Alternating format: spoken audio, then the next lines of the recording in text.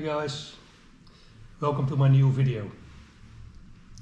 Well, some of you might have noticed that a few days ago I uploaded a Dutch video about tips and tricks for pike fly fishing in wintertime, especially based on my technique of pike fly fishing from a belly boat. And if you have seen my previous video about my way of pike fly fishing, you know that the main difference of using that fly rod with a streamer fishing on pike is that I don't use, on deeper water, I don't use sinking lines or intermediate lines, but I still use that floating line with that extended long leader, let's say fluorocarbon, 4.5 meters up to 5 meters leader with that streamer. Very, very successful, and I got a lot of positive reactions on the first videos. But in wintertime, some details have to change to stay successful with pike fly fishing from the belly boat. In this video, I'll try to give you some tips and tricks about the way of fishing, the type of streamers, but also about clothes and staying warm during those cold fly fish sessions.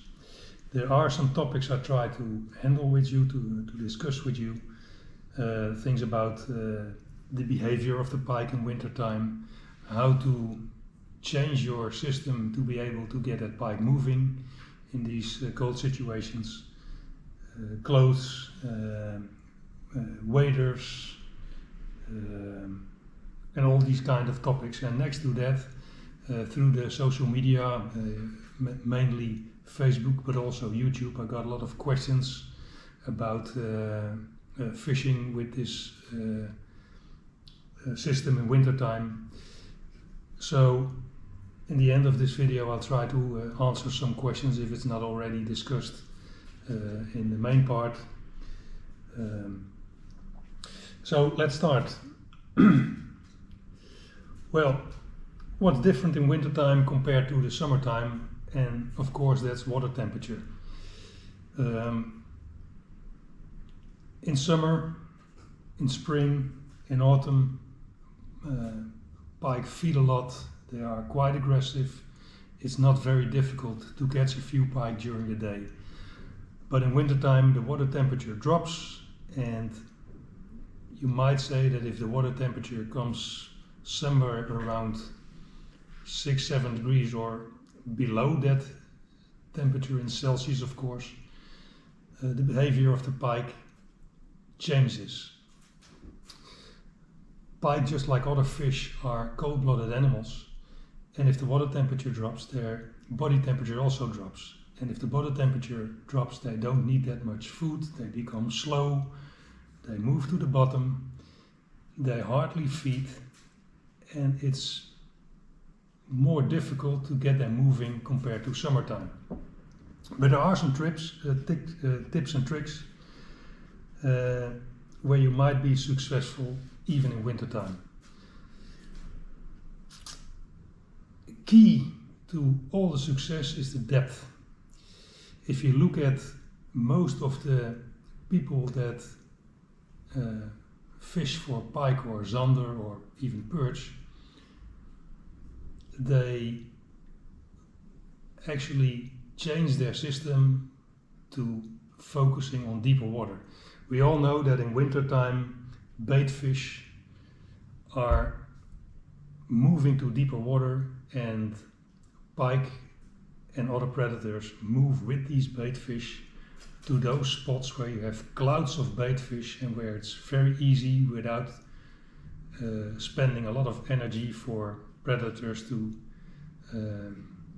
get some bait fish.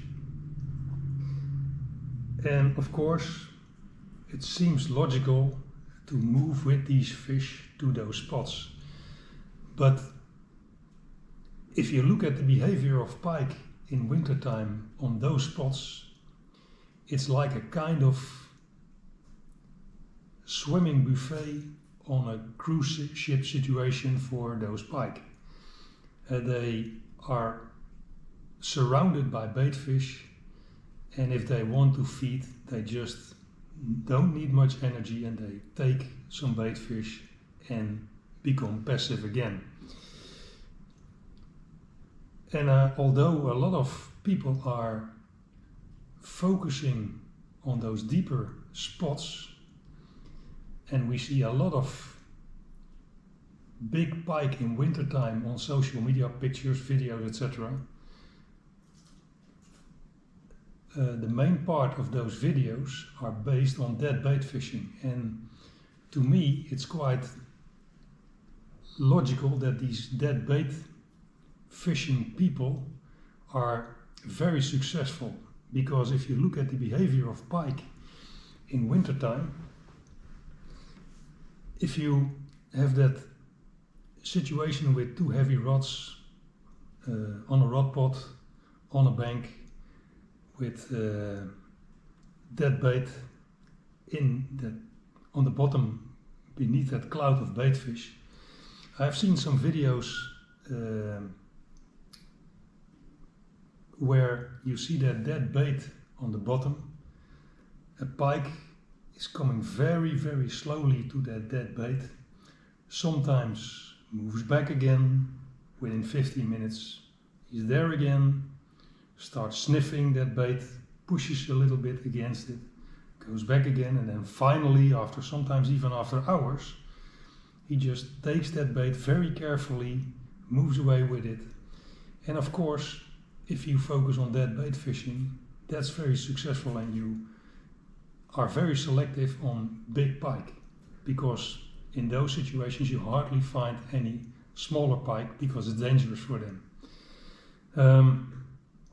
And that works great with dead bait. I've done it for years, caught a lot of big pike, but to me it's too static. I like action, I like moving and trying to push a little bit, and that's hardly possible with dead bait fishing. Respect for all these people that are very successful in it and are loving this way of fishing, but to me I changed to pike fly fishing because it's more active. But looking at the situation where that pike is very passive and it takes sometimes even hours to get it moving, that for me it doesn't work with all kinds of artificial lures like sheds or like crankbaits, etc. It's too fast. And of course you'll catch pike with it, but not a lot of pike. And with a streamer it's also very, very difficult. So looking at the way I am successful in wintertime is not focusing on those deep, deep spots. The spots I choose are somewhere where shallow water meets the deeper water, and then mainly on a depth of in between 2 meters 50 and maximum 3 meters 50, somewhere in between. Most of the time I'm actually fishing with my streamer on a depth of 2 meters 60, 2 meters 70. And the main thing that changes in wintertime is that you have to fish very, very slow, and that's the advantage of a streamer. With a streamer it's possible to fish very, very slow. That's impossible with all kinds of different artificial lures, because you need that speed to get that lure moving and to get vibration from that lure. And with the streamer it's not necessary. You can move very, very slow, and slow is very important.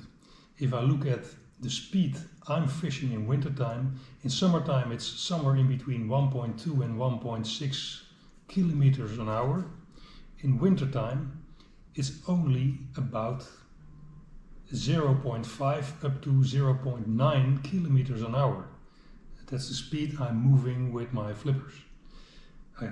I'll see that on my fish finder.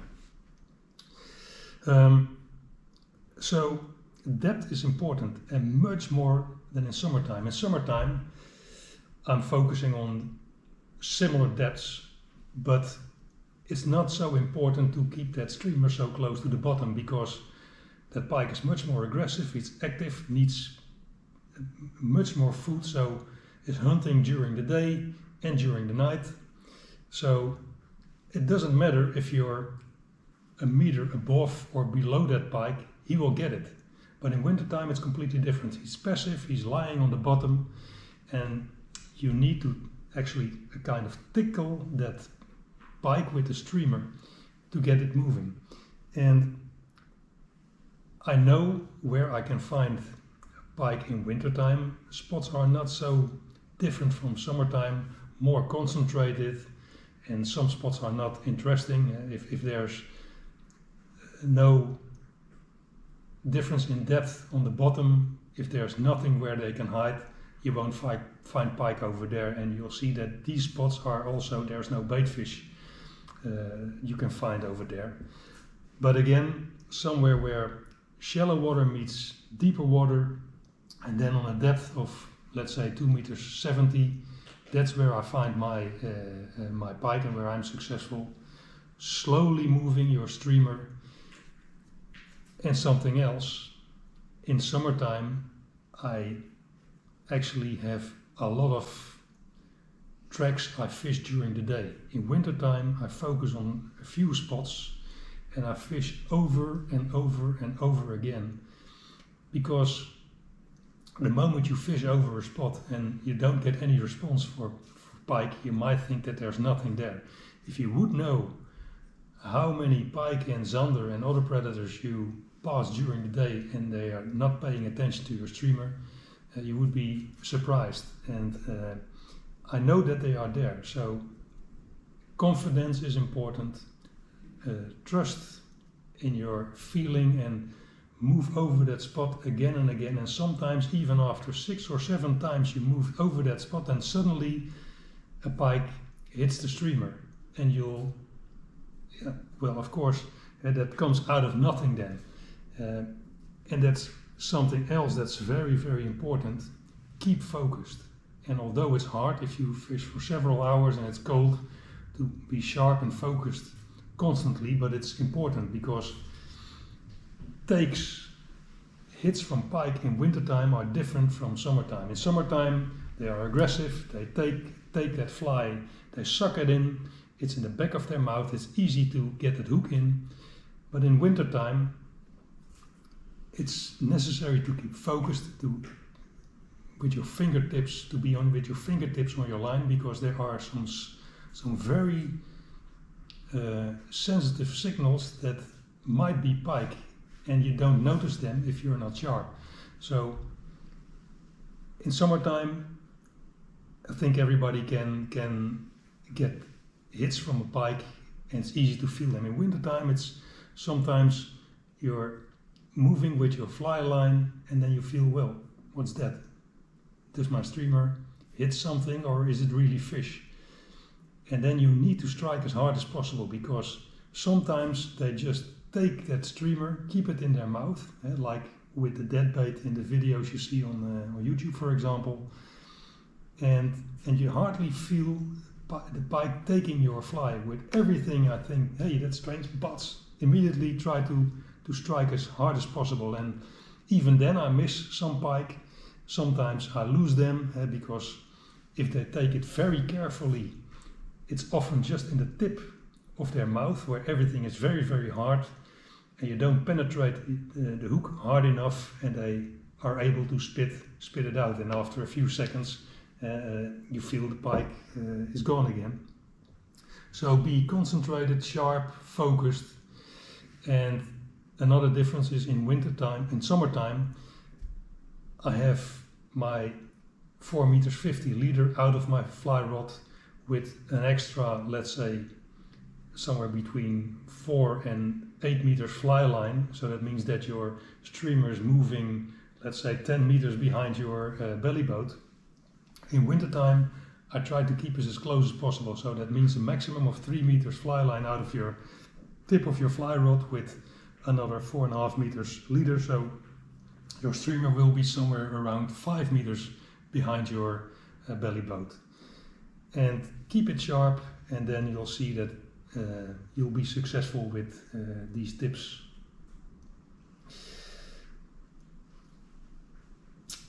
Well, something else is the spots I'm fishing in wintertime.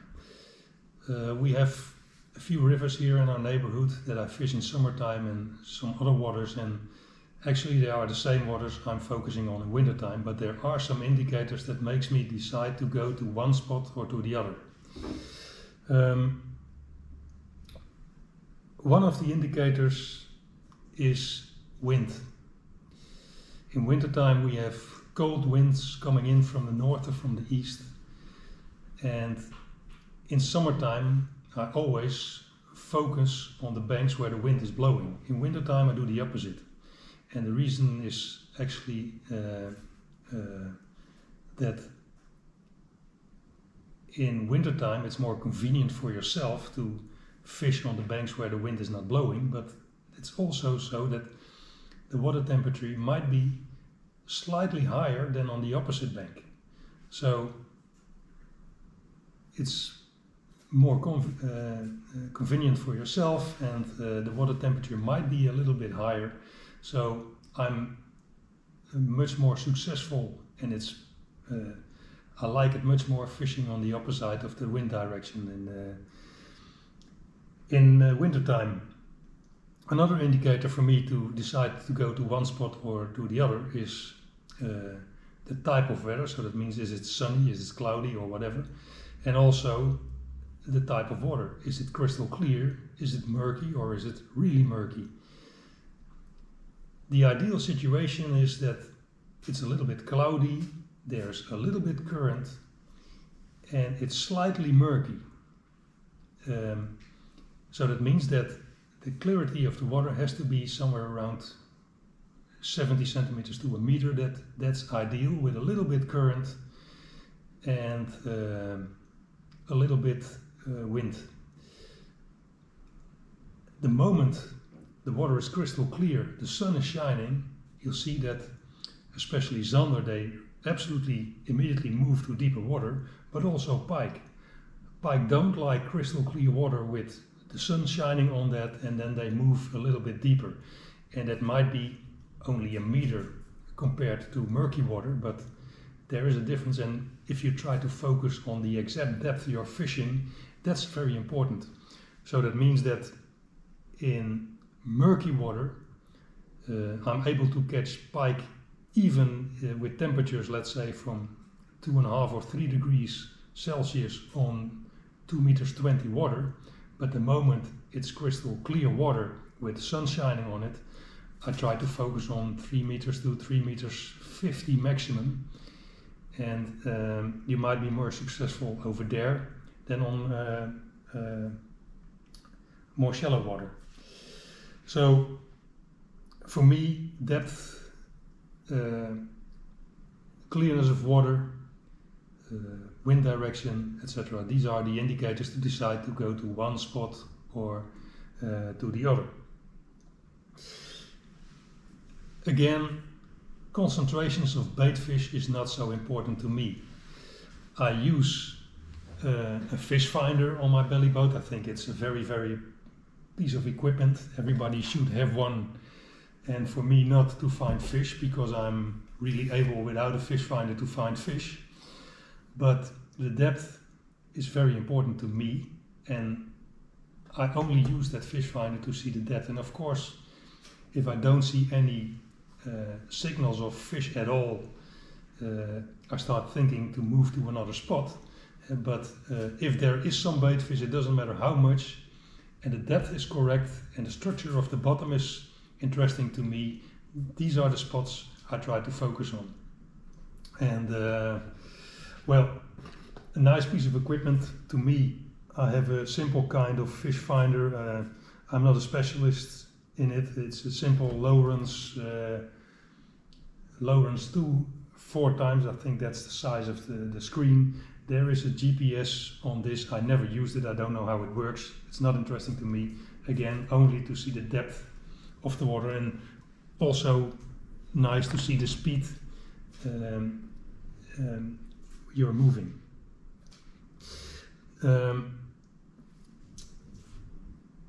then of course you have to deal with cold situations. Sometimes I dress like an Eskimo. If it's really, really cold and there's a hard wind blowing from the north, then I have my standard clothes with 2 fleece jackets on it and then a wading jacket over those fleece vests. But what's also very important is the type of wader you're using. In a belly boat, it's necessary to dress with a wader. Well, I'm actually have a lot of experience with waders. During the last years, I've had all kinds of brands, a lot of different waders. I think at least 6 or 7 brands with, let's say, 15 up to 20 different waders. And none of these waders are really made for belly boats. And that's quite disappointing because they don't last that long. To me, if I have a wader longer than 3 months, it's a very, very good quality. And especially in wintertime, the quality and the type of wader is important. I'm not focusing on brands in this spot. It's not a commercial type of video, but I try to give you some tips about waders, because if you are on the water for an hour and your wader starts leaking, then your day is spoiled, and I've had that several times. And now today I have a type of wader that I think it's the best on the market, but I'm not telling you about brands, etc., but I tell you about the type of wader I'm using. It's for the winter time. I'm using a neoprene, full neoprene wader. It would be perfect if it was only a waist wader, but they are not available in the type I'm looking for, so it's a complete wader.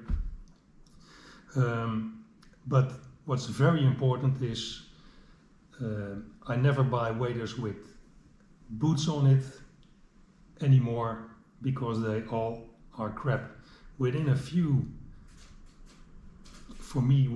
days, but for most of you, because not everybody is able to fish as much as I am, but within a few sessions all these waders crack on the point where the trousers meet the boots. Boots get very stiff in wintertime. It's also not suitable in summertime, but it's something else. And on the point where the stiff boot meets that neoprene or whatever type of trousers, it will crack sooner or later.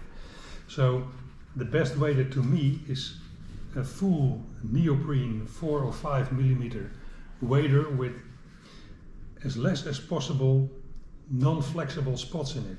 And the wader I'm using for the moment is completely neoprene from the tip of my toes to my chest. No other synthetic material or whatever, and that wader already lasts for a few months now, and that's really, really great. To keep your legs warm in wintertime, a neoprene wader is ideal, and in that wader I carry these type of neoprene socks.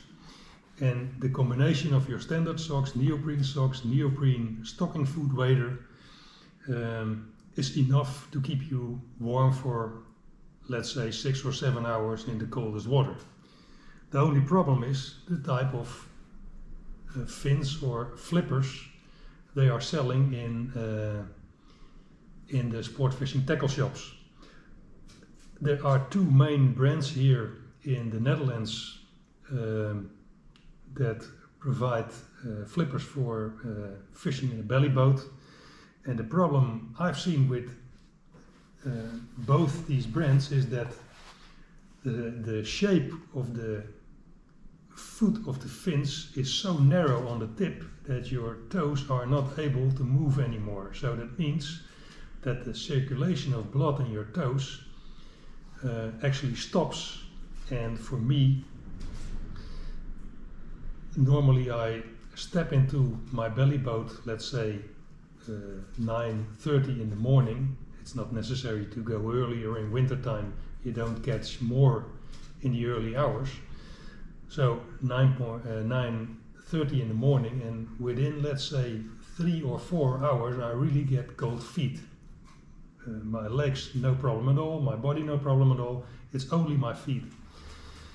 And what I normally do is that I go to the shore, go to the bank, take my flippers off, start walking a little bit over the bank, jumping a little bit, and then if you do that for, let's say, 10 minutes, you don't have to go to the gym anymore, and the circulation of your blood in your toes is back again, and you can step into your belly boat and keep warm feet for a few hours again. So that's a tip to last a little bit longer in cold situations during wintertime. And of course you need a good hat to keep especially your ears covered for the cold wind. And a lot of people always complain about cold hands. Well, some things about gloves. I always carry a pair of these gloves with me, but I hardly use them. You might have seen that in the videos on my YouTube channel. Once or twice during wintertime I really need them, because otherwise I would go back home because I can't last that cold any longer. But normally if I step into my belly boat and there's a cold wind blowing, temperature is very low, just below zero or just above zero, then within 10 minutes your fingers feel like they're frozen, but I put them into the cold water a few times. That tickles your blood circulation to start moving a little bit faster, and then within a few minutes you really get warm hands, and I can last all day without any gloves. So I carry them. I hardly use them to keep my hands warm, but there's another reason why I don't use those gloves that much, and I try to explain to you why. The moment I have gloves on my hands, and I really try to be very sensitive on everything I feel on my fly line, it's hardly impossible to keep that fly line to your fingertip. Your fingertip really gets cold if you have warm hands over here and only your fingertip is out of your glove.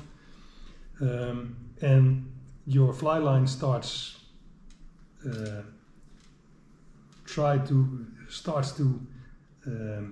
get on that Velcro. It doesn't really work. So to me, gloves is a disaster. I try not to use them, and I really can do a complete full session under cold conditions without gloves. But if you need them, please use them, but try to be as sharp as possible and to be sensitive to your fly line, to try to feel everything that's happening. Something about the type of belly boat. I'm using a Savage Gear 1.70 meter belly boat that was actually one of the first on the market in that size, and it's a, as you call, high and dry type of belly boat. And that's important because sometimes if a friend is coming over or somebody I know from Facebook or whatever and wants to fish with me, you see that they have a type of belly boat where you actually are in the water. It's not high enough, and then it's not only the tip of your toes, but it's also everything that, well, actually gets cold because you're sitting in the water. So a high and dry type of belly boat is important, and it's only the last part of my legs that's in the water, and the less you have in the water, the less cold it will be.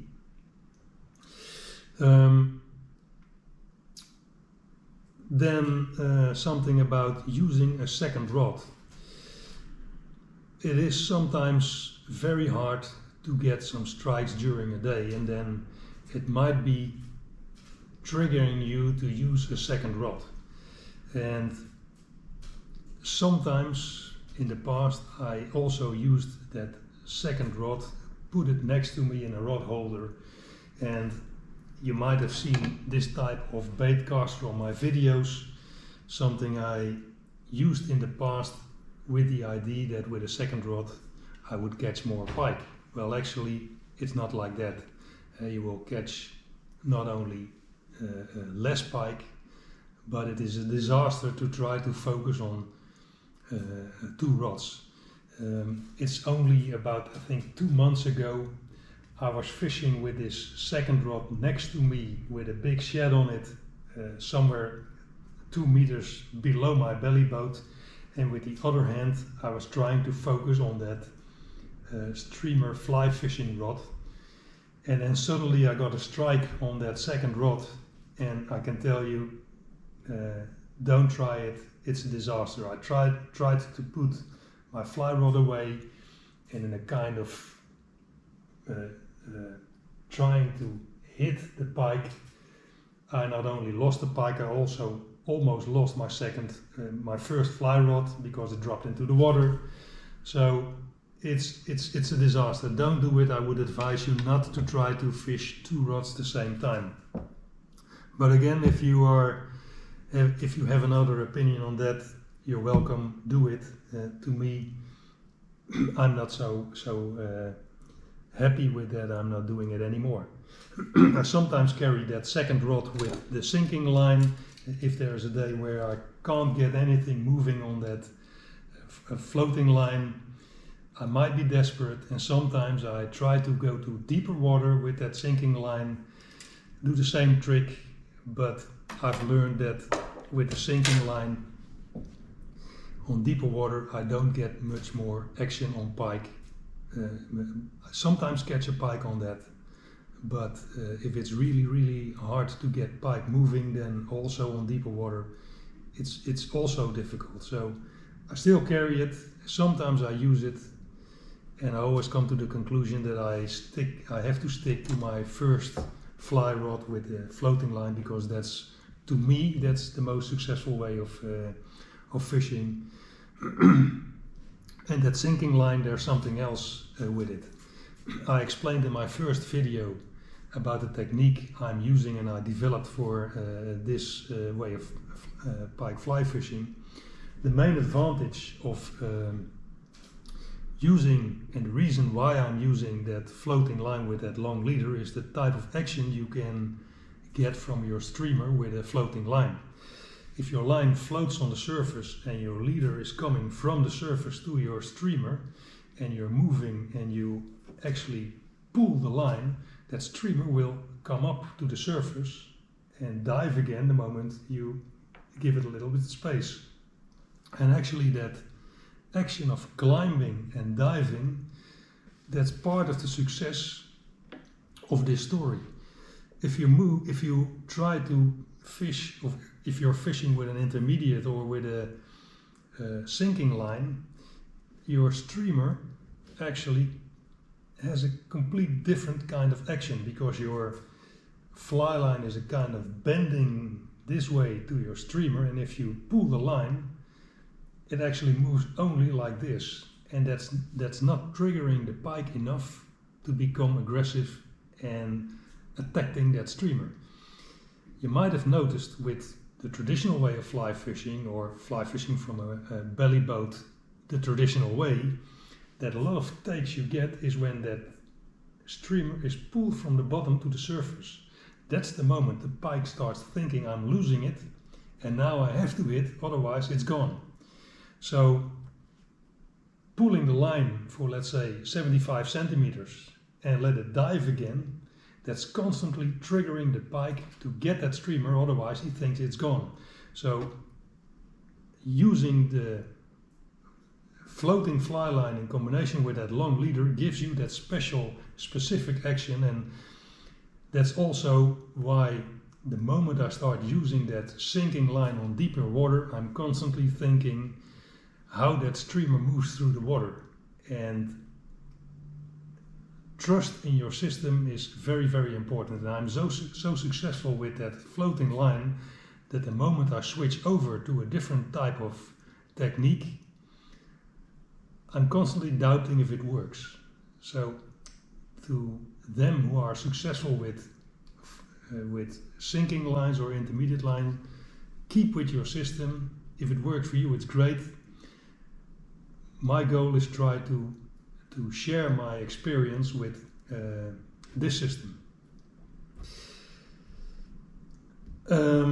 Okay, then we'll move to the questions I got from the social media, Facebook and YouTube, and some of these questions are already answered, but I'll go through them.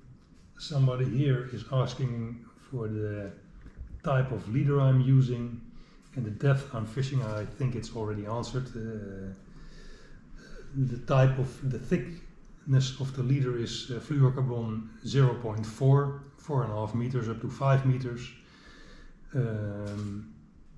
And the depth I'm fishing, well, somewhere in between. In summertime 2 meters up to, let's say, 2 meters 75. In wintertime 50 centimeters deeper, so that means 2 meters 50 to maximum 3 meters 25.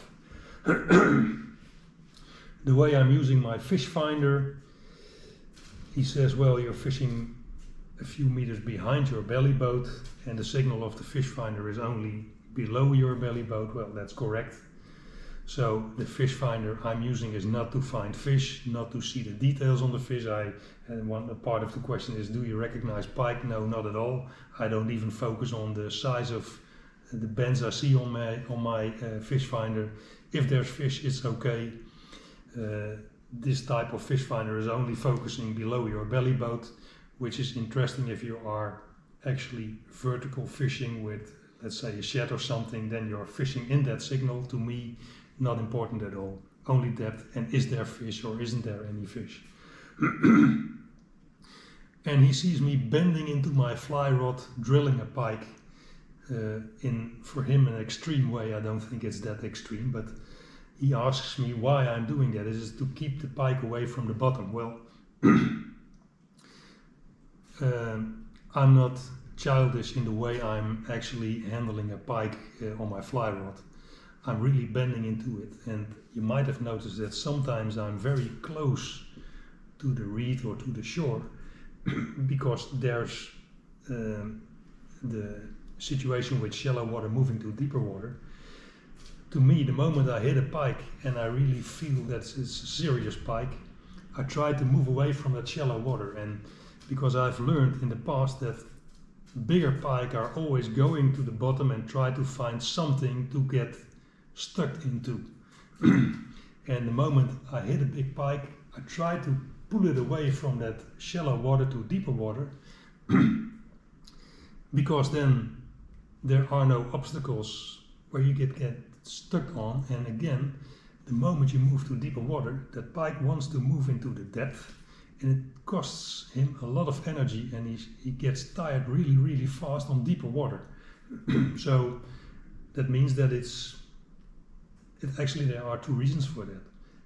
Moving away keeps you away from the obstacles, and again, it takes the pike a lot of energy, so he gets tired or she gets tired very fast. But there's another reason. The moment I don't bend into that fly rod,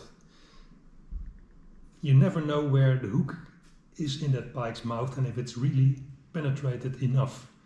And if you hit a really, really big pike, you can easily recognize it because those pike do what they call head shaking. That pike feels there's something in his mouth and he wants to spit it out. So he opens his mouth and starts shaking, and that's what you feel on your fly rod, and that's really a very, very nice feeling, because then you know that you have a big pike. But if you don't bend enough into that fly rod, it might be the reason why a pike is able to spit that fly out. So for me, a few reasons: away from the shallow water, try to find that deeper water. That pike will be tired very soon and he won't be able to spit that streamer out of his mouth. That's the reason why I'm bending into those fly rods. Perhaps even more than anybody else, but I don't feel it's that way.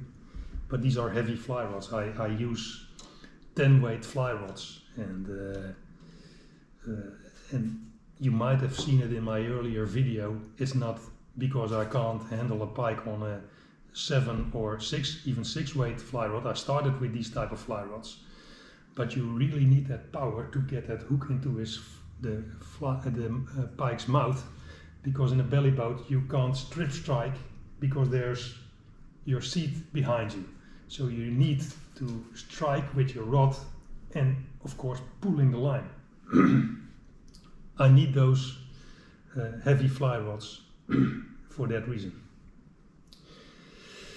Another question, is current important? Yes, current is very important. If there's no current, if the water is not moving, pike are much more static, not moving at all, difficult to get them moving. It's not impossible. Sometimes fish in these type of waters, but a little bit current is perfect. Not too much. If there's too much current, try to find the spots where there's less current, and then the pike will be there, because it costs them less energy. And they don't have that much energy in wintertime because they're cold-blooded. Then a question about how I use my fish finder. Again, not to find fish, it's only about trying to find the correct depths and to be sure that I'm on the right spots.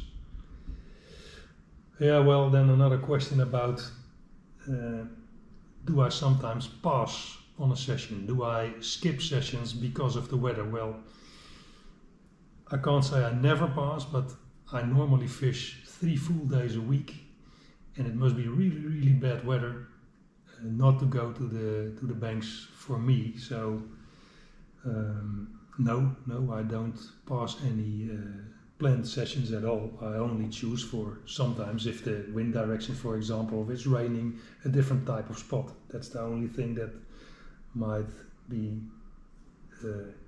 choosing one spot or the other.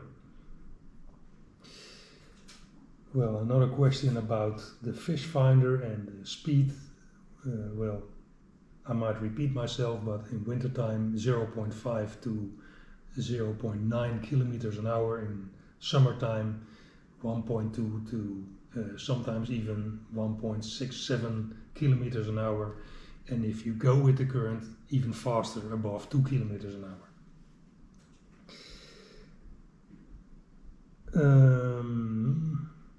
Something about the type of spots.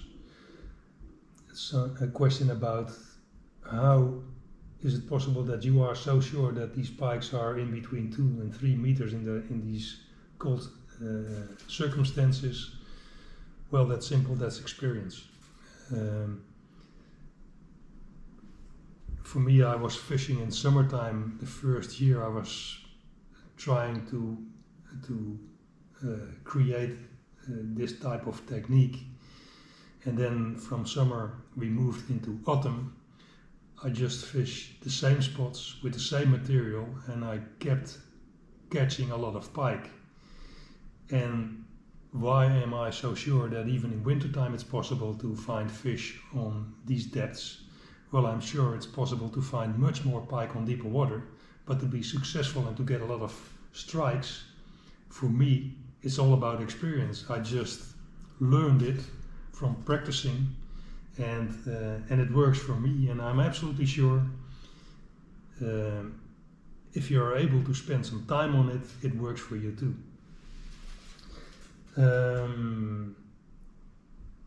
And he says, well, I don't see you catching perch that often. Has it to do with the size of your streamer? Well, I think really the size of the streamer is important, but there's something else. Looking at, for example, this season up until now, I've caught about 600 pike from May to January, where we are now. And I only caught about 15 or 20 perch. And it has to do with the size of the streamer and also with the speed I'm fishing. I think that if you are really focusing on perch with a fly rod, I would advise you to go for a different type of fly rod, let's say a 5, 6, maximum 7 weight fly rod, smaller streamers with a faster action and moving faster through the water, and then you can really catch, let's say, up until 15 or 20 perch in one session. If I catch a perch, it's a big one. It's always above 40 and often even above 50 centimeters. And a lot of people think this is the most beautiful freshwater fish we have.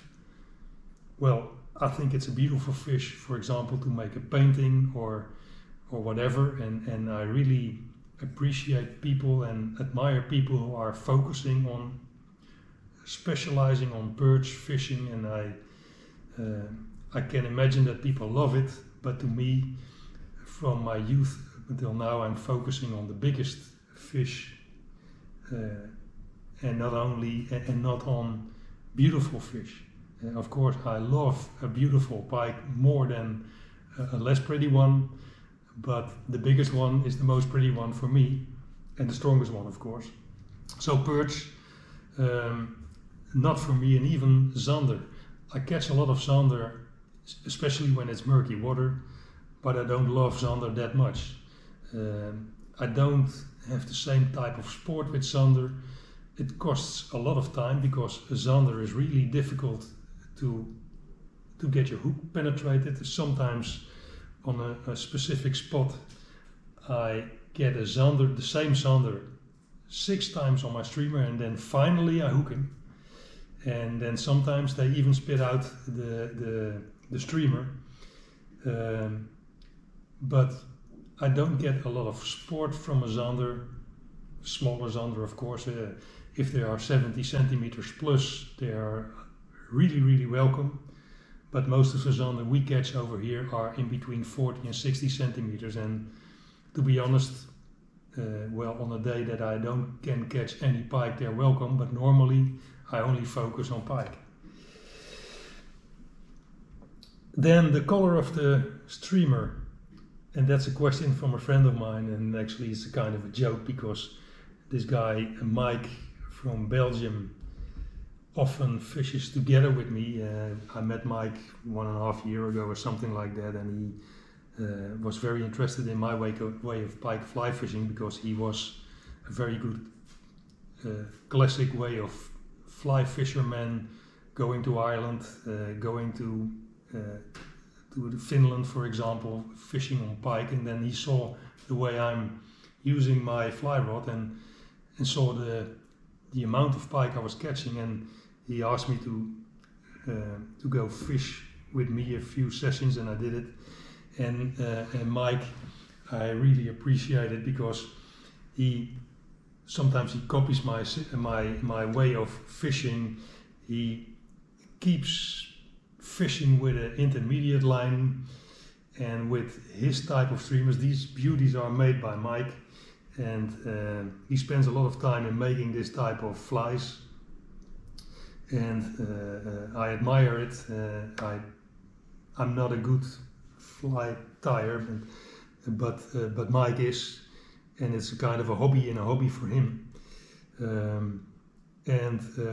But because I am, you might have noticed that this type of streamer, I'm using it now for, let's say, more than a year, and I hardly don't use any other colors because it doesn't matter what kind of circumstances we have, clear water, murky water, clear weather, deeper, shallow water, it always works. And Mike must be really, really desperate to use something like this sometimes, and I always smile when he opens his fly box and takes a fly like this, because that's the moment that he is desperate and can get any takes. But normally he uses color combinations like this or this beauty, and he catches a lot of pike. But I'm staying with this color, and I always carry different type of colors. There's a difference between these type of streamers and the one I'm using, and it's not only the color, it's also the shape of the streamer. It's an English Facebook friend called this green punk streamer, and that might be a good name for it because this is actually really cut like women's hair by a hairdresser, perfect.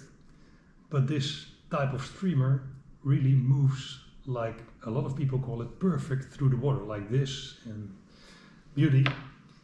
But I think that this type of punk streamer moves like this, and that's much more interesting to me because that triggers the pike just a little bit more, and that's the reason why I don't spend that much time on building streamers. You see that these don't have any eyes or glitters or whatever.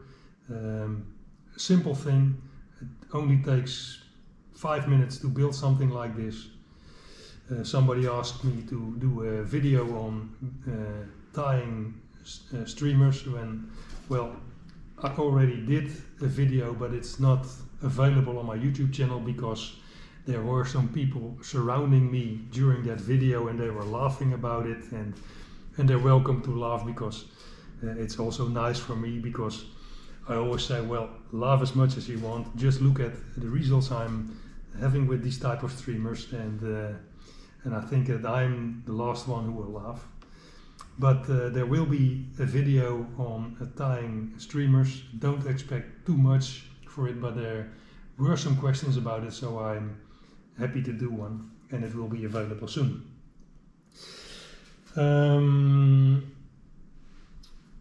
I think that's about it. Let's see if there's something else. Yeah, why aren't you using that sinking or intermediate line?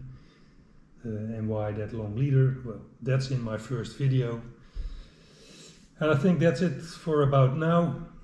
I really hope that I gave you some tips and tricks that might help you to be a little bit more successful in wintertime with fishing with a streamer from a belly boat. And although you might not use this way of technique, things about clothes, etc. might be interesting for you. Try to answer the questions as clear as possible. Excuse me for my poor English, but I don't use it that much, so I did my best. I wish you a lot of luck, and I really hope that you catch the croc you're focusing on.